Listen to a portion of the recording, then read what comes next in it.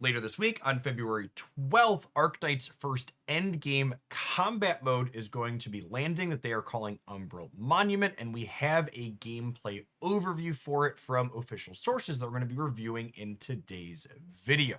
This mode is going to unlock once you clear Chapter 1, Process 2 mission Paving the Way, as well as our above authority level 30. Umbral Monument is going to be available in what they're calling series with multiple stages inside of each series, and then each of these stages is going to have available both a normal and agony or higher difficulty mode.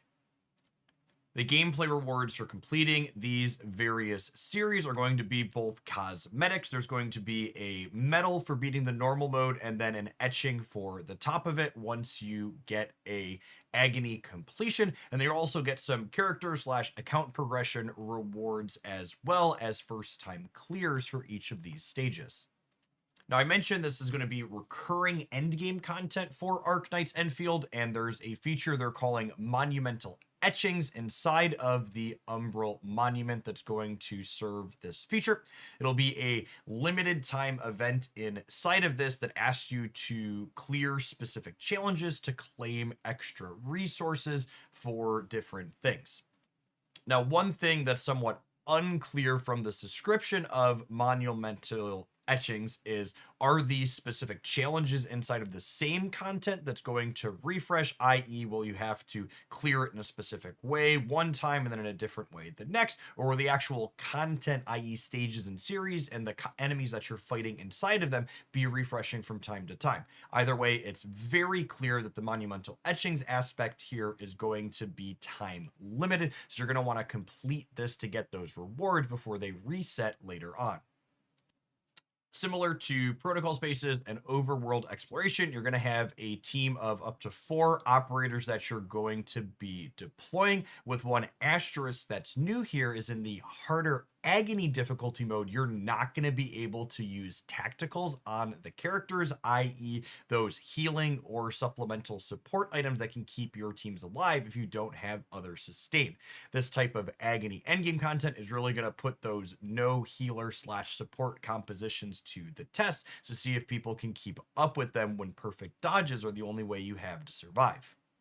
A lot of the other details here are very similar to other endgame modes we've seen like this in other RPG games like this. They're going to have recommended operator levels and mechanics that they recommend for clearing certain content. You're going to need to preview which enemies you can expect to fight before choosing the operators that you're loading in. And the battles are going to be timed, so you need to be clearing that content before the timer hits 0 in order to get credit and collect the prizes.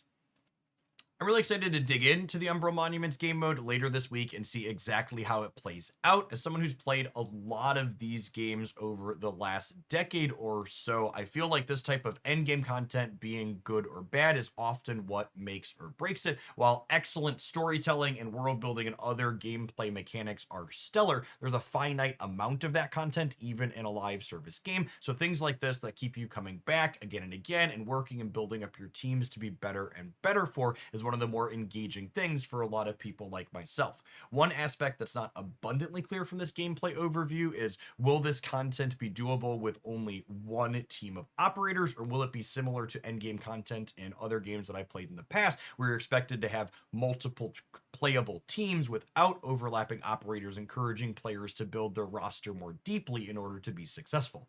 As always, I would love to hear in the comments down below what you think of what we know so far. I'm going to go ahead and link the post that had this official explanation in the video description as well. If you happen to be new here, make sure you subscribe to the channel to not miss any other Arknights Endfield game news updates like this one, as well as character and build breakdowns and slick blueprint uploads for all your crafting and factory needs. Appreciate everybody that made it all the way through to the end of today's video, and I hope your next pulls are excellent.